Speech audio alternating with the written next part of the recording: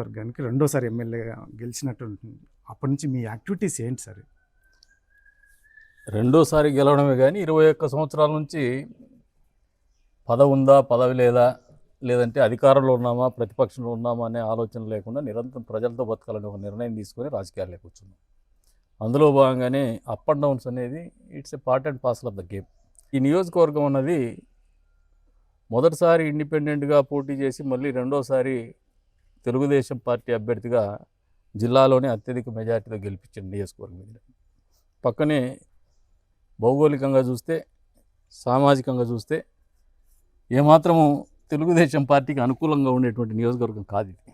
పక్కనే జగన్మోహన్ రెడ్డి ఉండడం, లేదంటే అంతకుముందు రాజశేఖర రెడ్డి గారు ఉండడం, మైనారిటీలు, రెడ్లు, ఎస్సీ ఎస్టీలు ఎక్కువగా ఉండేటువంటి నియోజకవర్గంగా ఈ నియోజకవర్గం ఉంది. అతిపెద్ద నియోజకవర్గం కూడా, పేదరికం ఎక్కువగా ఉండేటువంటి నియోజకవర్గం. ఇది నియోజకవర్గ పరిస్థితి.